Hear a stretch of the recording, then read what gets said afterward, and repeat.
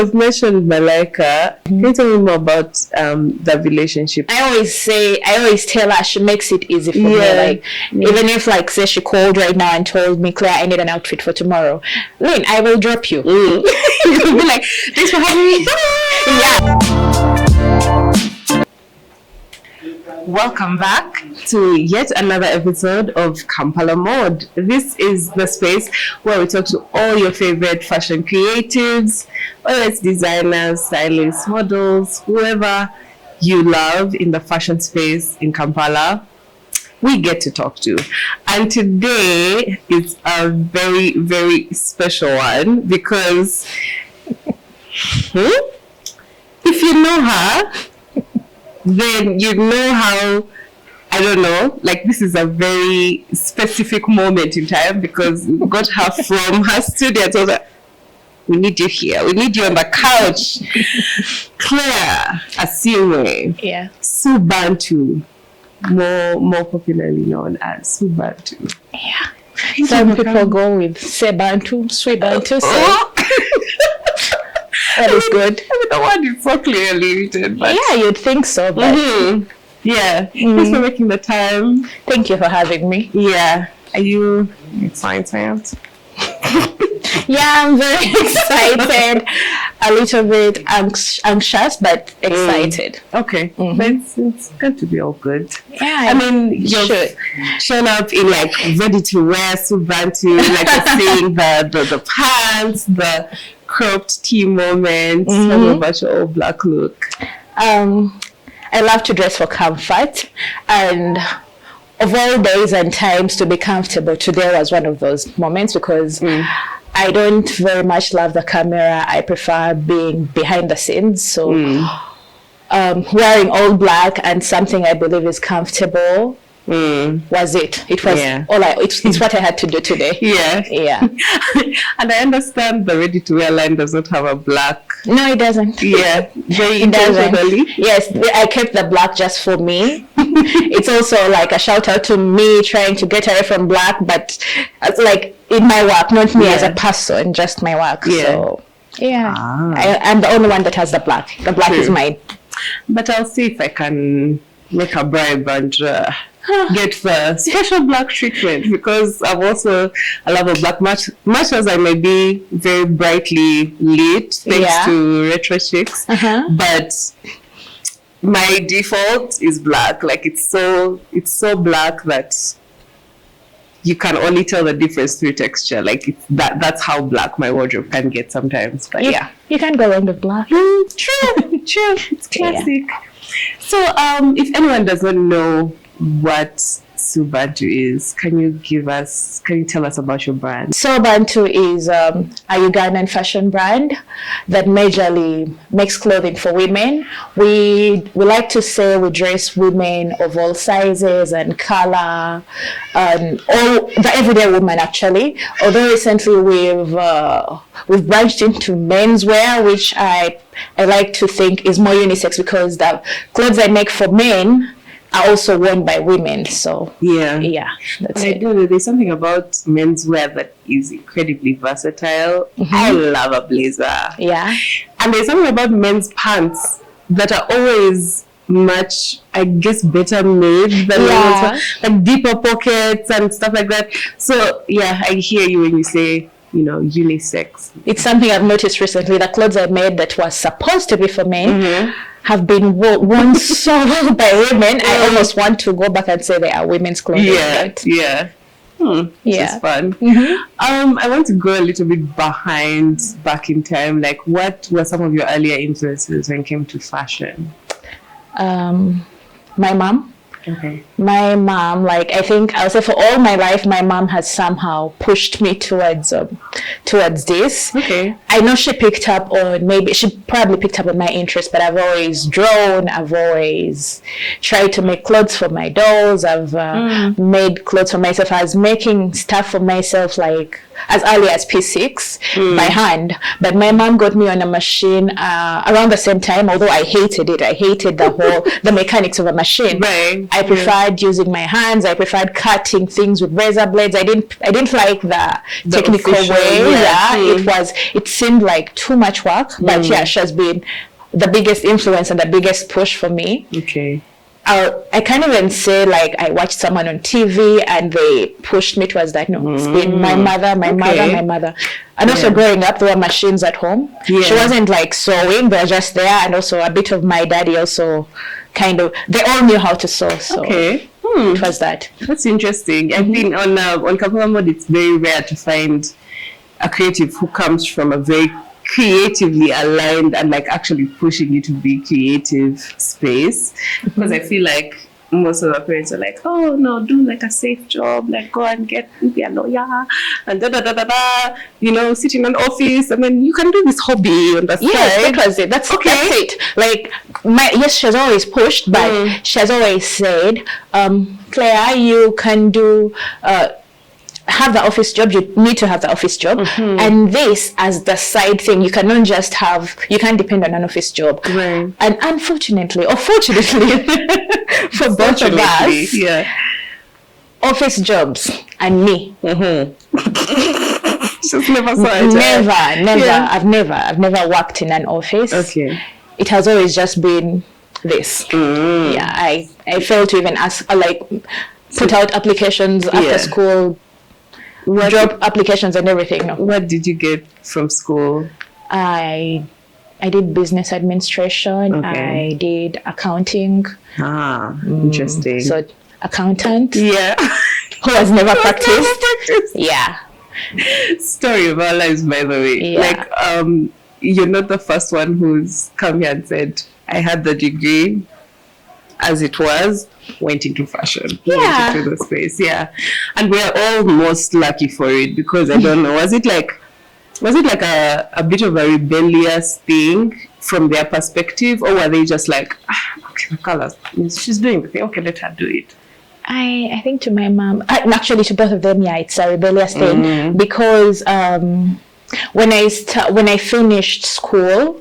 No, actually, because I started I don't know if it's going commercial, but I started selling the things I was making. I started out making bows, like to sell hair bows and hair stuff, accessories, to get extra money, like at campus. I was at MAT, that's Management Accounting and Training Institute, and I just wanted extra money. So I started out selling little accessories, hair accessories, earrings to the people in the class. And I had this really cool friend, because I'm a bit socially not out there, but I had this really, really, really social person by my side, and she'll tell me, Claire, just give me Ubuntu Bompenze Mutembe.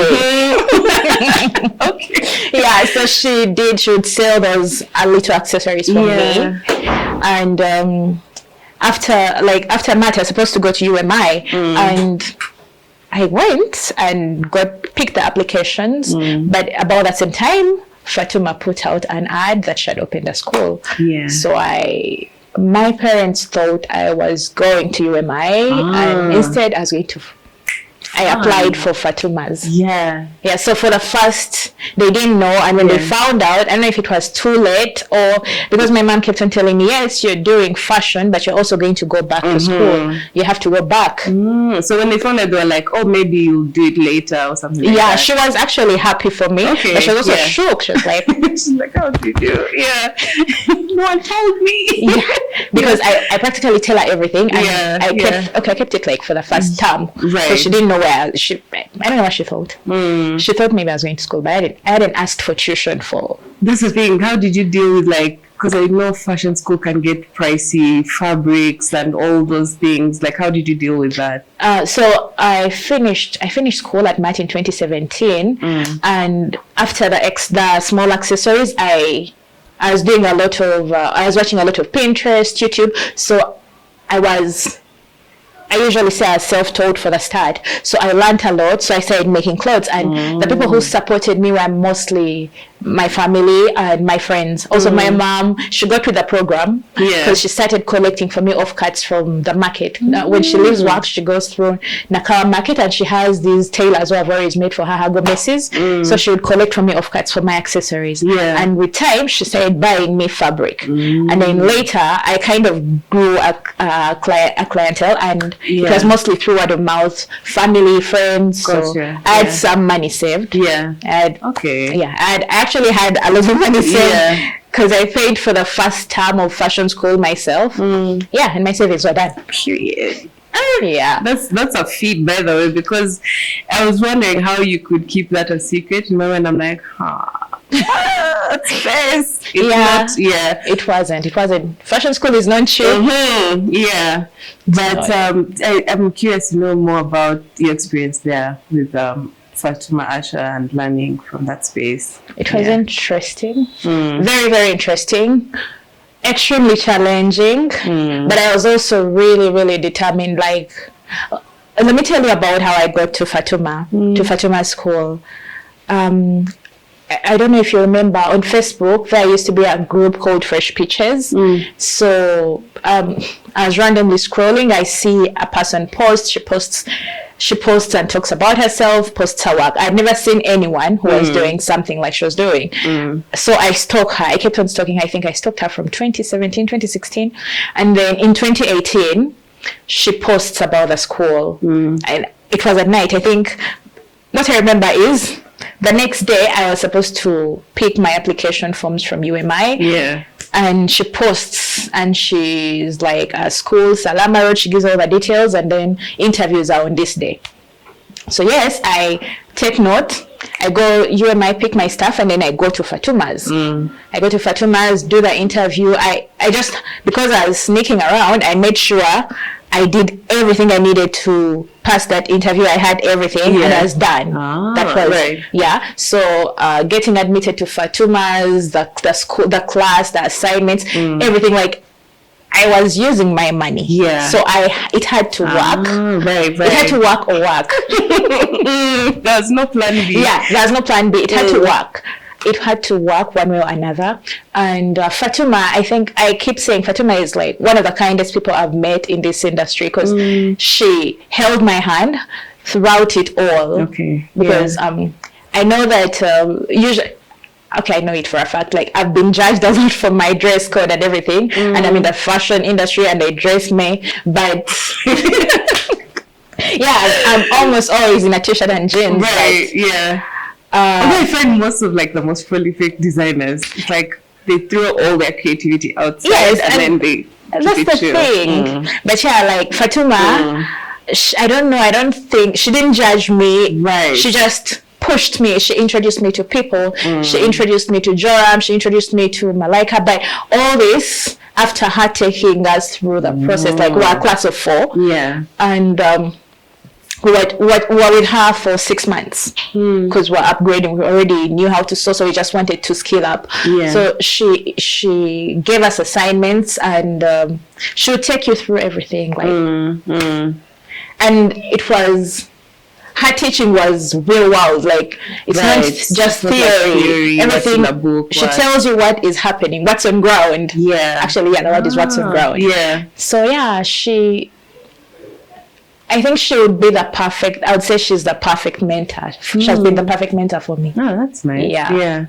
What was the most, I guess, challenging part about fashion school? Because I know there's so many moving parts, but it's like, was there like a particular assignment where you're just like, if someone comes to me with this inspo for a dress, I'm sorry, go to someone else. Like, I'm curious to know. Now the thing about me is I like a challenge. So I'm always going challenge accepted, challenge accepted. So the challenge, maybe the challenge I had with fashion school was the money. Because I was using my money for the biggest part. Fabric on fabric, fabric on fabric, fabric on fabric. That was the biggest challenge. But the creating, like, I don't know. I know I had fun in school, like in accounting school partly, but fashion school was fun. I had fun, so I was having fun. So I can't say, like, even if it was a challenge, I would somehow master it. Right. So now I have to ask, like, what's your best part about the creative process? The ideation, the bit where I talk with the client and I want this, I would like it this way, and then the back and forth, and then the sketching. I've been lucky to get some of these really cool clients who know what they want, but they're also open to let you create. So one of those people is she's Evelyn Namara. She'll give you an idea and then throw in a few pointers and she'll let me go. Like, she'll just unleash. She don't want it to be perfectly that idea. Right. So I've been lucky to have some of those people, and that's one of the coolest parts. And then there's the part I like to say is my therapy, the bit where I get to sit on a machine and just zone out and start the stitching. So two parts. Okay, now that's made me curious. When you say zoning out at the machine, are you ever like sewing in silence? Do you have a playlist you like? Are you an audiobook person? You're watching movies? Like, I need to know. It depends. Honestly, I think it's just a mood. Sometimes it's music. I have playlists. Sometimes it's podcasts. One of my favorites is Hashtag with Nabuguzi. And then sometimes a series. It will be a series. Sometimes it's a movie I will have on replay. Like my friend makes fun of me because I will watch, if I like a movie, I will watch it over 30 times. Same. Yeah, and I will relate that just like I've created some clothes and that you relate with a particular. Interesting. Is there a dress that you can think of right now that you have a direct link with a movie? I wouldn't say it's picking inspiration, but how I feel. Yes. Is there one? The most recent dress I've made for Malaika. It's rose gold, it has pinks, and it has that fabric, houndstooth. That one. I think it was like my 50th time we're watching Encanto and Luca. So I watched and I kept on switching. So they are happy. They are my happy place movies. So that was a happy dress. Interesting.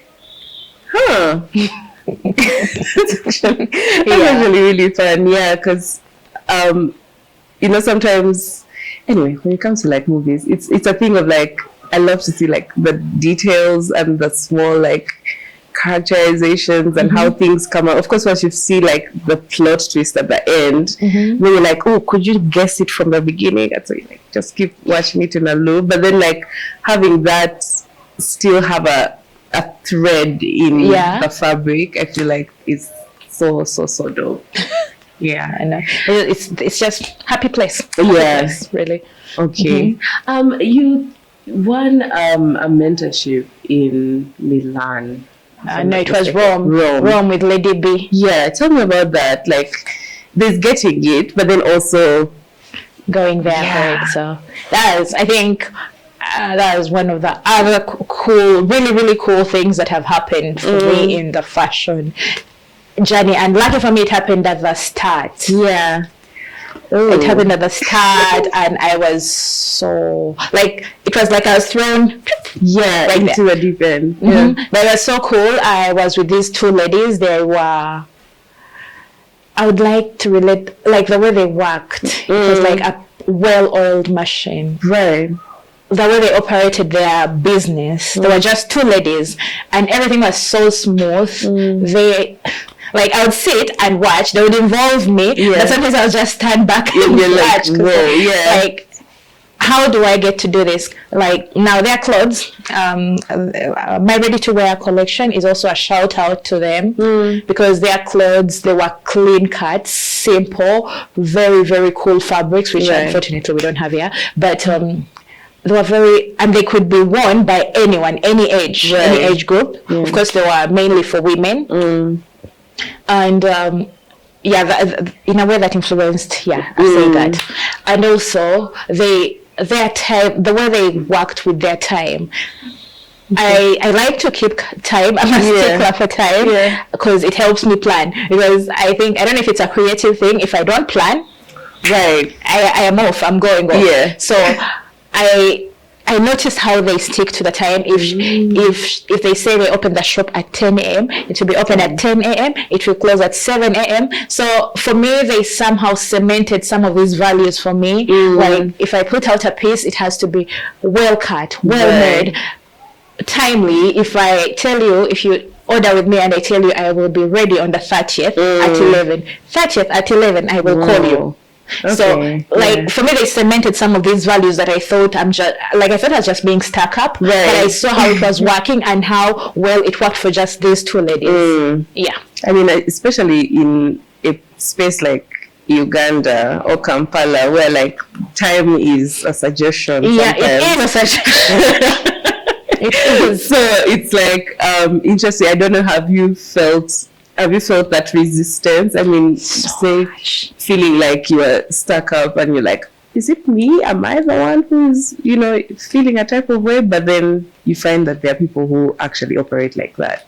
I'll tell you, I've felt it so much, but I've also felt people who have resonated with me. That is, for me, that is Malaika. I don't know. Yeah, that is Malaika. She validated that for me. I'm not stuck up. Right. I just really, really want, if it's 11, I just want it to be 11. Right. Let it be 11 one, but just let's keep it there. Yeah. So I know that there are people who can do it, and I know it is possible. So now for me, it's I know it's possible. I just know it's possible.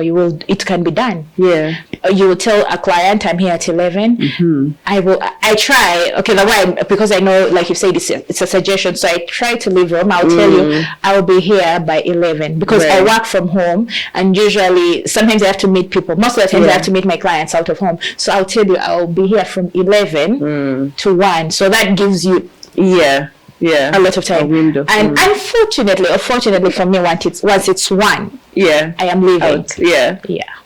So I found a way to make it work for me without dying. You have to adapt. You've mentioned Malaika and the fact that you met her through Fatumah Asha. Can you tell me more about the relationship and kind of getting into that zone of like working together and making pieces for her? Okay, so I met Malaika towards the end of fashion school. It was our first whole collection. Fatumah gave us an assignment, 12 pieces, the perfect collection to graduate. Excuse me. So she gives us a date, we go to school, we present, and then she sees my collection and she's like, I want to introduce you to someone. There's someone you should meet. So she makes a call and I think Malaika accepts to meet with me. So she tells me, like right there in the moment, she's like, pack up your stuff, go meet Malaika. And so, you know how, like, I don't know if you know, but back then I used to make really, really huge extra gowns.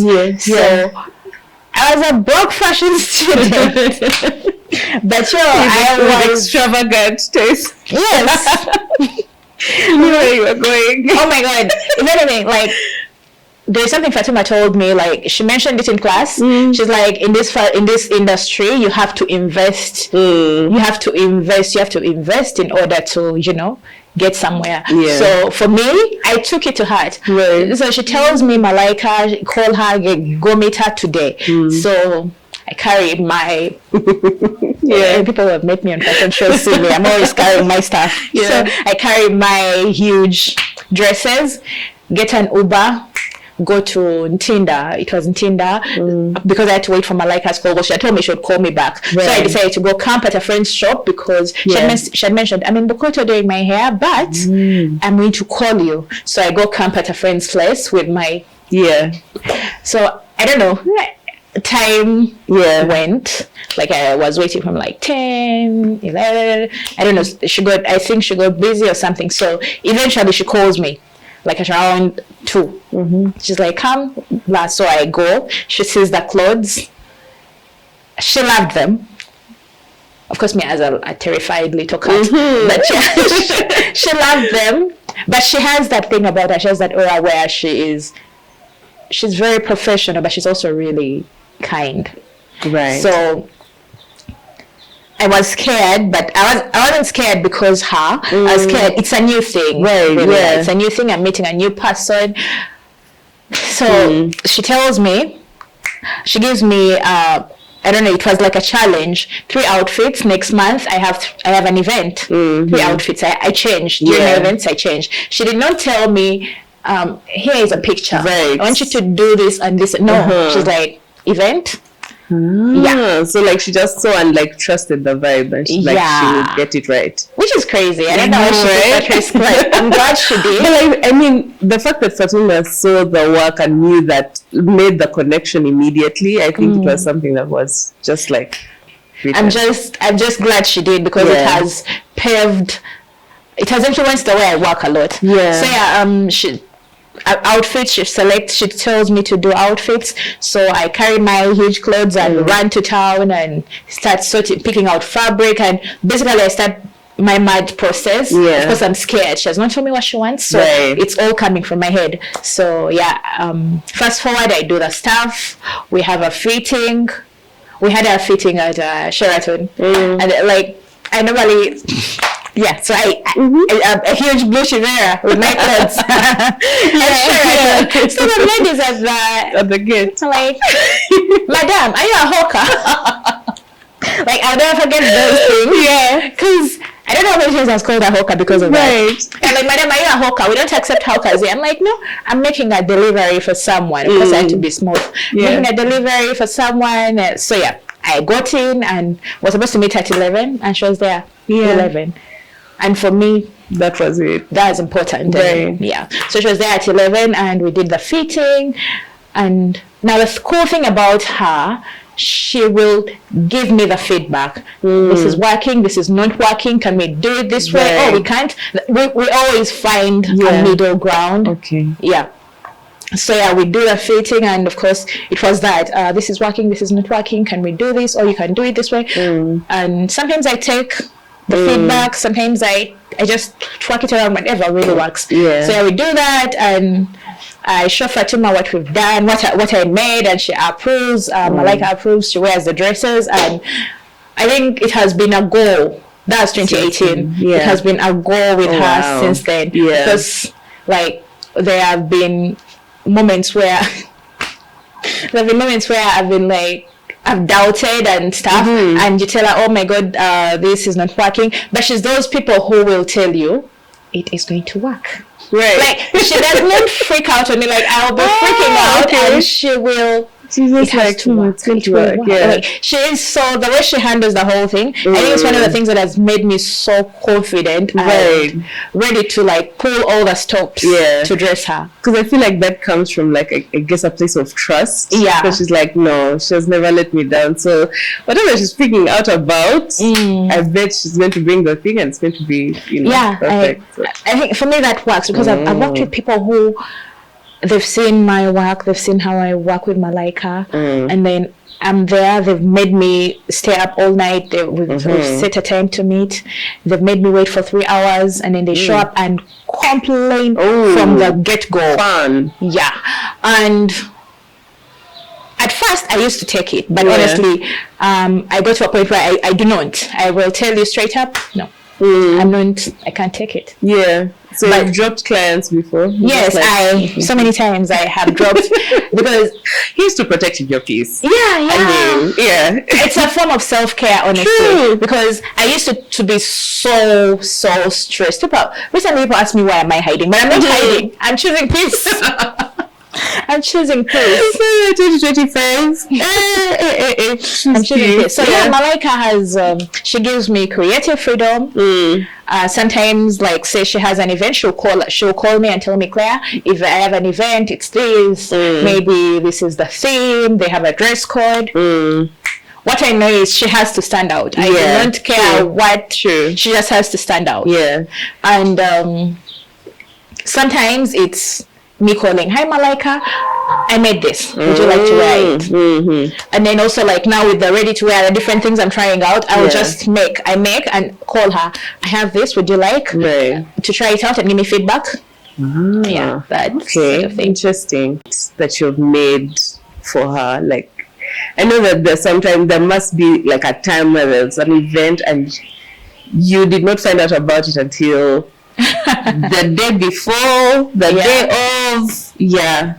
What was that like, if that happened at all? I think the one I remember, the most recent one from last year, I don't know what event it was. It was in Munyonyo. It was a black dress with a chikoi detail, ruffles. And it was, she told me on Saturday, but I was out of town, and the event was on Tuesday. Right. So I get back to town on Monday morning. Oh, fun. And by 3, I sent the dress. 3 p.m.? Yeah.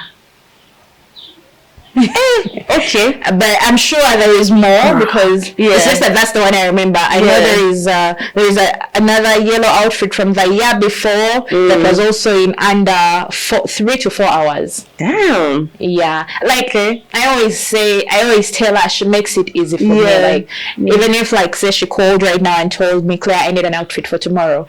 Lynn, I will drop you. You'll be like, thanks for having me. Yeah, I will drop you. So I don't know if that makes that puts out what it is working with her. I will drop you and go do the dress, and I will still deliver. Yeah, that's how it is. Yeah. I was waiting to hear some nerve-wracking and then you're just like, 3 p.m. and it's like 3 p.m. is not even anywhere close to like the hour of, like, you know. I don't know. Like, honestly, we are at that point where I know that I will pull my weight, I will drop anything, I will do anything to deliver, and she does the same. She brings the same energy, which I've not got from very many people I have collaborated with. So I've also I've learned that I can step back now. It is okay. I'm at that point where peace is important. I will step back, because you're not feeding. I like to say I feed off your energy. So if I can't, then it's not going to work. Right. Yeah. Oh, and I feel like it's really important to know where our limits are, especially as creatives. Yeah. Because sometimes, like, you try to push.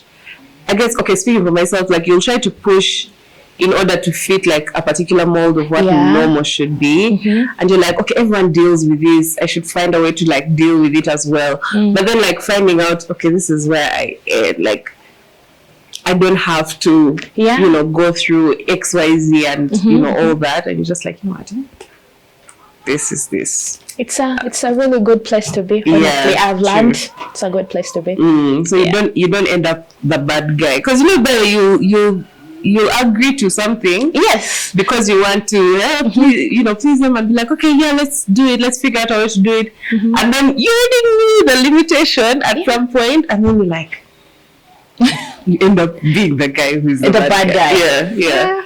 But I think that's dope, like finding a client who you really know, connect with on that level. Tell me more about your ready-to-wear brand. Ready-to-wear. Yeah, I've been really excited about the shift towards Ugandan-made ready-to-wear, because for the longest time, I would hear designers say, we can't do ready-to-wear because the second-hand market is too thriving. We can't do ready-to-wear because it's too expensive to like actually pull off. So I'm curious to know how you have pulled it off, what it has been like for you so far. Okay, the thing about most of the things I do, I don't know, it's always like how I'm feeling at that point, but also there is how I felt at a certain point. So they're always influenced by different events that made me emotional, but also basically it's how I'm feeling. But now for the ready to wear, I already told you about the Lady B. It's like a seed they planted somewhere, but I didn't think I would ever do it, because at that point it was gowns for me. I just wanted to be making one dress stand out, and like that was it. But then I get to this point, lockdown, there are no events, people are getting married in little bottles, so like nothing. And then I'm like, okay, I need I need to create, because in a way that's my therapy. It's how I cope. Yeah. So I start making glitter, because I kind of hoard fabric. I was hoarding fabric, but not as much as I do now. It's even more now. Yeah, COVID somehow taught me a very, very hard lesson. Yeah. So I had fabric. Malaika was working, she was on radio. So I reach out, I tell her, would you like me to dress you for work? And she's like, yeah, it's always a go. So I start making those simple outfits that are comfortable enough to wear to work, but really, really, really cool, that if she showed you a picture, you'd see that this is a very well put together outfit. Like it's well thought through. So I started, I did that. I think we did it for a few weeks. It would be a totally different outfit each day. Yeah. And in a way, I realized, oh, I can actually do the simple stuff. Yeah. And still make it. Yeah. Funny thing is, I am a very basic. Right. Yeah. My style is as simple and as can be. So I realized, oh my God, I can do this. As you say, simple, sidebar, that this entire look is one I want to steal. Like on a... It is well. Okay. Yeah. It is well. So yeah, that part of COVID, it kind of influenced it, and then COVID ended, and I just went back. I reset. I went back to my gowns, to my madness. Yeah. It was up to was it last year, the beginning of 2023. 2024, end of 2023, I had a very, very tough time, burnout. And I had had burnout before, but I didn't know what it was. Yeah. A friend helped with a lot of traveling, and but now this time I had burnout, and I knew the signs. Yeah. So I knew it's either I take a trip, but I was broke. I couldn't take a trip. Right. I need to do something. So I go back. I go through my work. It's like I stalk myself. Yeah. I go through my work on Instagram, everywhere. I look at my old books, my old sketches, and I land on My Lady B. I had a book I used to sketch in when I was there. So I land on that, and I see the things I used to sketch. So I'm like, oh, I can do this. And about that time, one of my designer friends was getting married, and I kept on threatening her, I'm going to show up to your wedding in jeans, a t-shirt, and sneakers. So actually, I think she expected me to do that until the real day. I think she was shocked when she saw me dressed up. Yeah.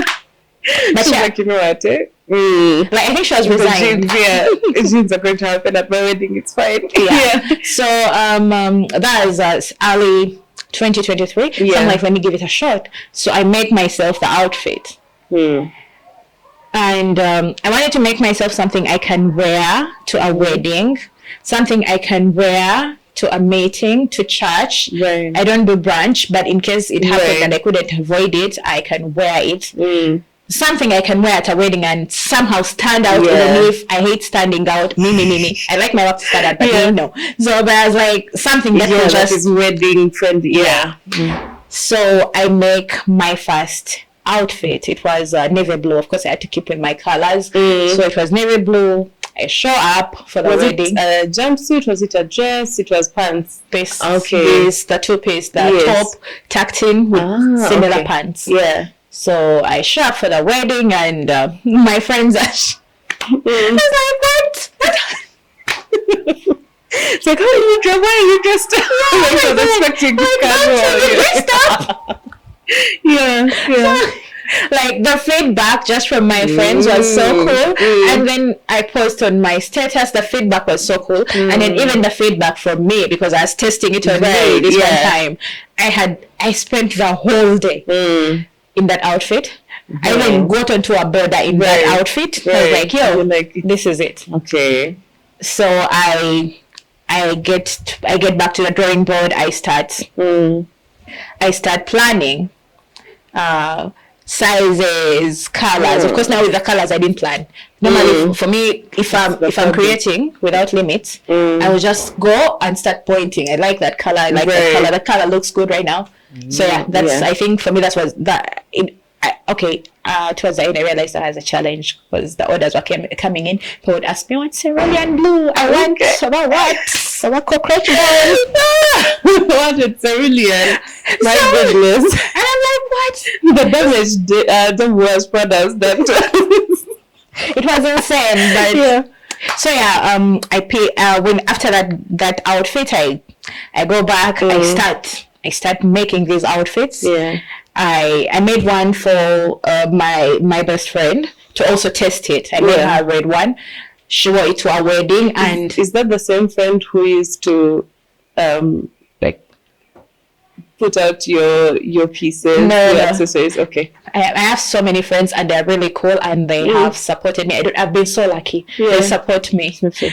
So she wore it to our wedding, and I posted. You get it. Yeah, the videos were shoddy and blurry, and on Instagram and on WhatsApp. But the feedback, people were asking for the outfit. People were calling it a jumpsuit. Of course, I had to explain. But now me, I like to talk about my work, so I will explain to you in a paragraph. Yeah. So the feedback was really cool. So it was another sign for me to keep going. So I go, I make them, we shoot them. I like working in comfort, so I used my friends. Yeah, I noticed there's a model that you've used since. Yeah, that's my best friend. Yeah, okay. I used my friends. Yeah, and the photographer I used is someone I've worked with, like from way back, someone I'm comfortable with. So it was just a small circle. Yeah. So I put out the first thing, and oh my god, the feedback. Of course, by then I'd already sent some to Malaika, I'd sent to Didan, and the feedback. One of the cool things I get from them, feedback. Didan will give you. Yeah. It was like, this Malaika is exactly what I loved about feedback. It. This is, whether positive or negative, they'll give you all the feedback. So I'd gotten all that feedback, so I put it out, and oh my god, the response was wild. Yeah. Yeah. It also got me to appreciate the inclusivity part a lot, because I like to think my brand is inclusive, but more than ever with the ready to wear, I've got to appreciate it, because now our two-piece flatters each and every body type. Yeah. And it will look good on a size 0. It will look good on a size 22. Right. Yeah. And you can style it any way you want. Like, it's such a multi-purpose outfit. I mean, today I'm wearing this with a t-shirt. Yeah, tomorrow I will tuck in. Yeah. Yeah. Like, it's so cool. Keep adding and removing and, tweaking it to your and then we also have the free size dresses that fit just about anybody type, can be worn any way you want. Like, that's the funny thing I have to explain to clients. They ask me, where is the front? And like, the front is where you want it to be. Where I want it to be. Can I wear this to this? Yeah. Can I wear it to my mother-in-law? Yes. Can I wear it? Yes. Yeah. So like, the all-purpose outfits. Yeah. How do you deal with like the sizing of it all? Do you make things beforehand? Do you make on order? How does that work? For the ready to wear, I had to make beforehand. I had to make a few, like, let's say I made like 50 pieces beforehand. Okay. And I worked with the common sizes. Yes. That's normally between size 10 to 12. But then I also had a batch that was 14 to 16, then 18 to 20. Okay. But then I learned that for the bigger sizes, it's better to stick with custom. Yeah. Yeah. Okay. Because I realized, like, from size 0 to about 14, a lot of the proportions are similar, like constant. But then this other side, it would fit, but it would be quirky. And now I have an issue. If it's not fitting, I'll not give it to you. Right. You cannot reimburse me. It has to be the perfect silhouette. Yeah. So I had to learn that.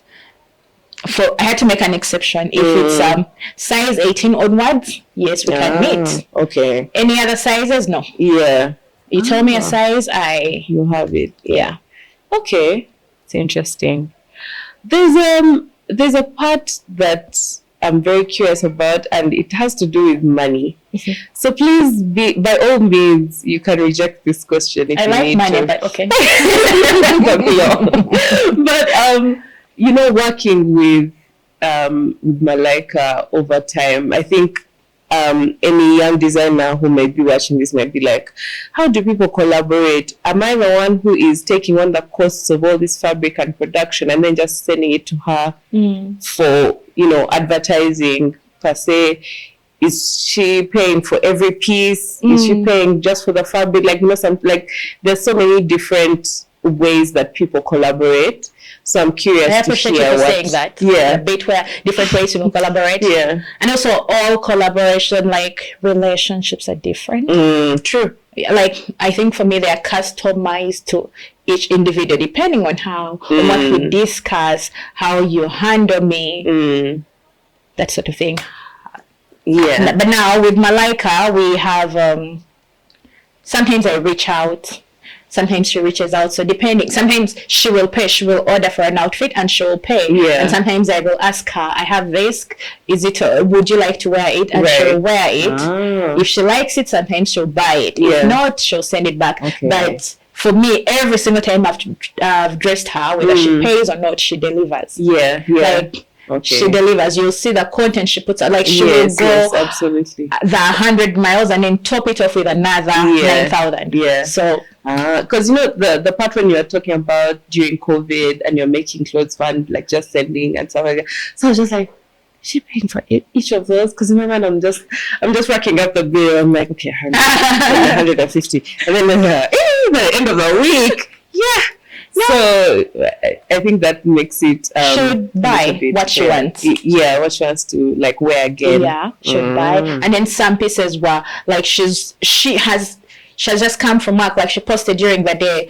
Someone is already asking for the piece. And now the thing about the lockdown clothes, they are just one of a kind, one piece because I was using small fabric. So but some of the outfits are bought off her immediately. She's done. Some she buys. Some I keep and reuse. I like doing it. It's I can't I feel like in Uganda it's a bit tricky with to practice sustainable fashion fully. So for me, I like to reuse the dress. I will undo it and recreate and do it with purpose. Yes, the word I'm looking for is repurpose. I like to repurpose so much. So you don't have random clothes that you've made before lying around? I do. Okay. I do. So it's a process, man. Yeah. It's hard. It's a process, but I take off time and do one dress. Then one day when the mode hits, I will create something new. Okay. Yeah.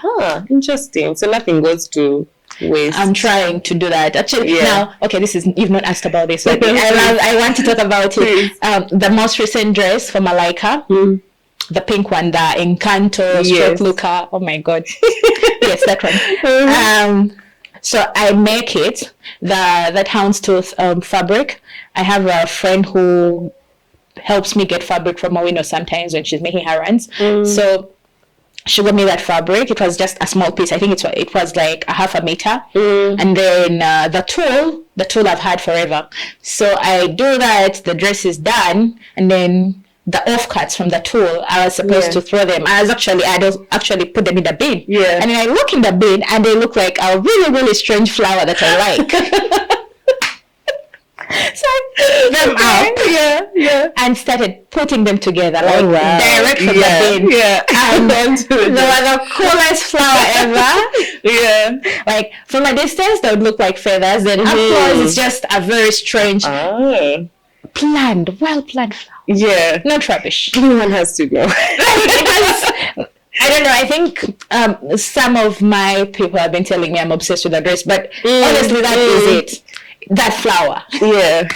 I feel like I would not have it any other way. If the person who designed my dress was obsessed with it, I would be like, I know I'm wearing it. Okay. Yeah. Because it's currently it's in your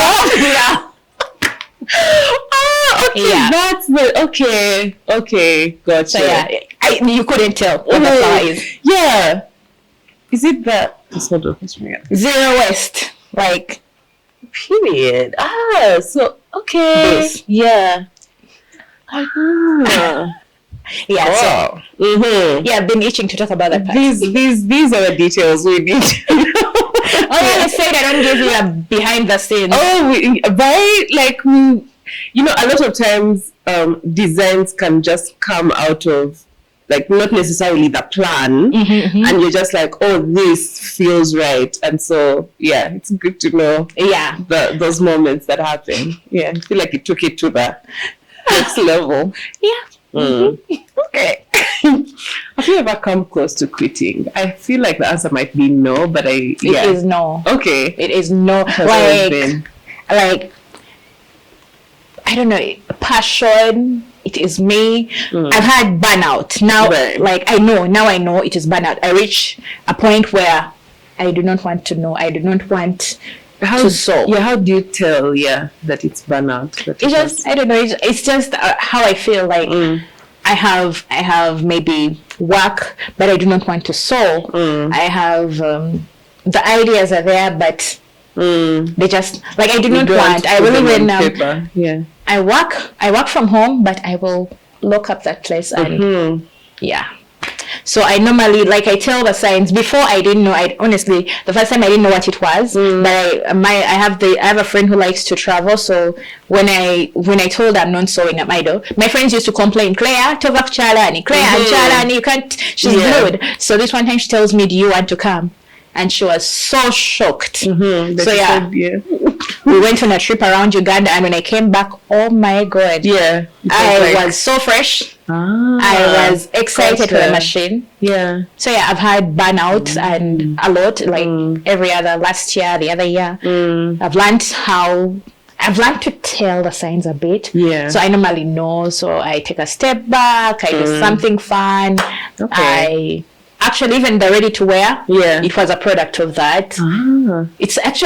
It was working on this ready to wear was a bit like therapy.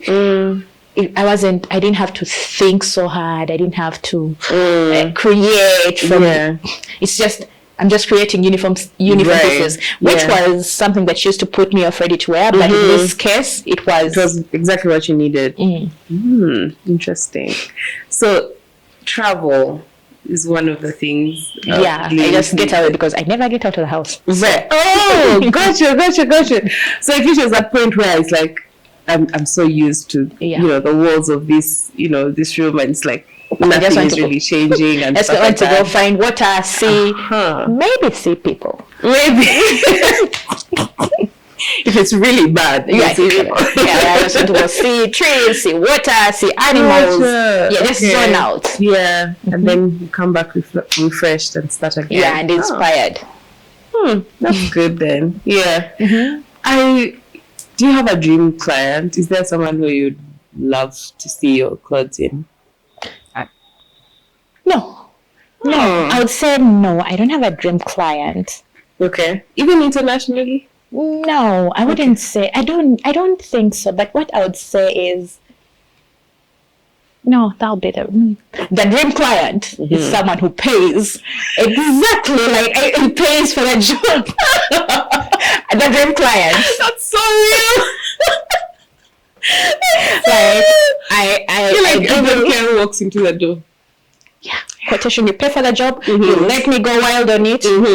And so and if that's the answer for me, I have made a bunch of dream clients. I haven't done those. But now the dream client, if I would say dream client now, I would be going away from what I normally do. The dream client for me, partly, would be Elijah Chitaka. Because interesting. I like how open-minded he is with his fashion. His style is so like, I don't think there's anything that you'd suggest to him that would be like absolutely not. Like, I feel like he's so open-minded, and it's like, okay, let's try it, let's do this, and his style is so fun. I feel like he will take anything and he will make it work. Oh, interesting. That's the first time I've had him be the dream client answer on here. Elijah Chitaka, because I know it's away from what I do. I don't dress men as much, but him I would. Okay, I guess if I was to rephrase it and say, who would be like the perfect like SewBantu muse, like with whatever you're currently doing? Is there someone who would be like, can't let you what this you'd eat? Unfortunately for me, we have an answer already. Malaika? Okay. Perfect. Absolutely. Yeah. Okay. What would you say is your unpopular fashion opinion, if you have one? Unpopular fashion opinion. Not all designer labels are it. Yeah. They're not all that. Not all of them are all that. Some of them, yeah. Say more. No, that's it. No. Because I kind of also agree. So I'm just trying to see if it's the same that we have in mind. Because I feel, okay, let me be the one to throw myself under the bus. Like, there are those brands that we grew up knowing of, and you're just like, oh my goodness. When it comes to fashion, if it's not Chanel, if it's not Gucci, if it's not Louis Vuitton, it's nothing. And then, as you grow up and you're actually appreciating the craft and like how things are made, you're just like, oh, you guys just printed the logo on top. You're just selling it for $2,000. Yeah. Right. I know it's creativity, but Asfaz is coming back. Nice. Apparently. Wow. Yeah. Are you, because you've dressed a few people on the Asfaz, so I'm just curious, is that something that you're like, oh, it's coming back, getting ready to, there's an idea that I was thinking of doing, or is it just like, okay, if we're designing for it, we're designing for it? What do you think? I think it's cool. It's cool that it's coming back. I'm just learning that it's coming back now. I used to like the feeling of towards November, December, there are awards, events, and then there is Asfaz. Right. There are all these events, but then there is Asfaz, and you somehow just look forward. I don't watch a lot of TV, but that time, because honestly, for me, I don't want to attend because there's so many people, but I want to see the pictures. I want to watch.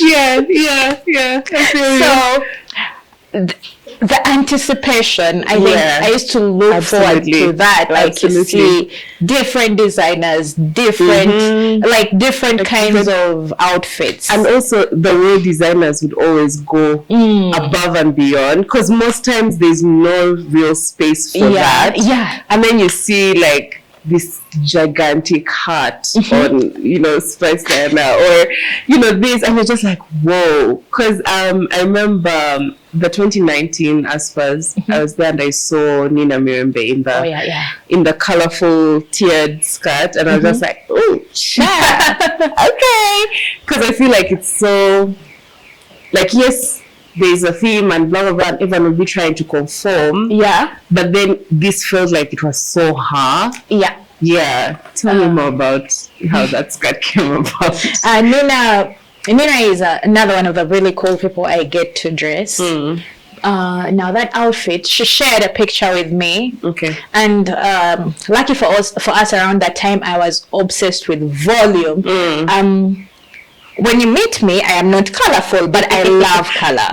So that was I got to put pieces, different pieces of African print, random as can be. Like, it was an exciting outfit to make, like the skirt. When she told me about it and she shared a picture, I was like, no, I prefer to be as original as I can be, blah blah blah.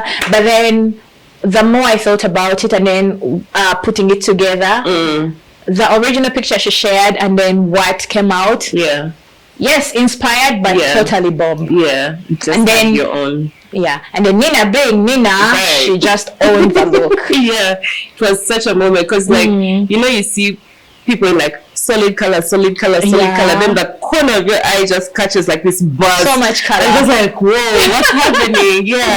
That was so cool. I think the other one that she did was with Cider Beauty. Cider. The feather moment. I think at that time I was still in my edgy all stand out. Okay, yes. Thingy. And then feathers were in, and they were expensive, and then lace, beaded lace, it was in, but it wasn't as much as it is now. But like, I liked working with her dress. I liked the feathers, the lace, and then the tulle. Right. Because I was just learning to work with tulle, and then she asks for this outfit. Yeah, it was cool. Who would you love to see at the awards? Because I feel like there are people who always bring it. So I'm curious to see if there are like any names that you'd be like, if they are not on the red carpet, you better turn the TV off.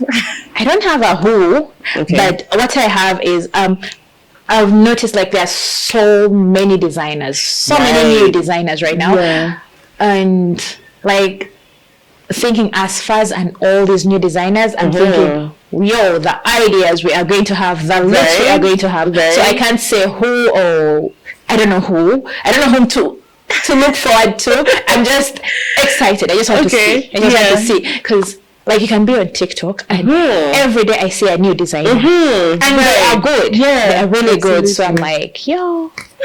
As far as I can't wait. Yeah, I'm also really, really excited because it's one of those things.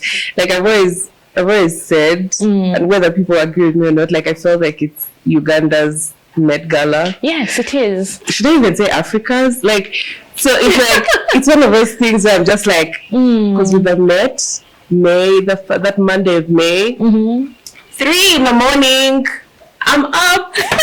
I'm watching. I'm seeing everyone come down. I want to know who dressed you. I want to know who dressed, like that and everything else. And so the fact that it's coming back, it's like, I know. Like it's something to look forward to. Like now, I don't know. It hasn't happened for 2 years. So there is that. There's that long gap, and they're like, let me tell you, December, what? Right, like there's nothing to close off the year. We're just like, you guys, we've been wearing the brunch looks. We've been seeing the movie red carpet, the music red carpet. Everyone is so demure.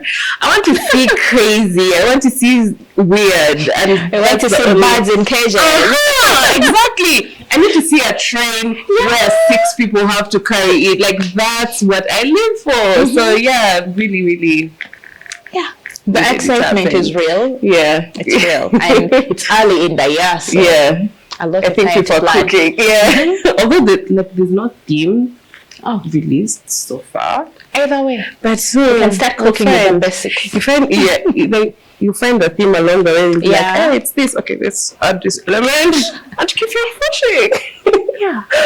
But Claire, it has been amazing talking to you and like just getting into the world of like your style and your design journey, because like yours is one that at least for Satisfaction we've been like obsessed with for a while. We've just been like seeing the stuff that you come up with and we're like, oh, okay. And so getting this time has been amazing. Thank you. Yeah. I'll maybe close it off by letting the people know where they can like find you, your brand, everything else. You can find SewBantu on Instagram. That is at SewBantu. Facebook, Bantu by Clare Asiimwe. Twitter at SewBantu. TikTok at SewBantu. I work from home in Mutungo, but I meet my clients just about anywhere. Town. Yeah. All right. There you have it. If you need something to wear that is absolutely bomb, you know where to go. See you guys next week. Bye.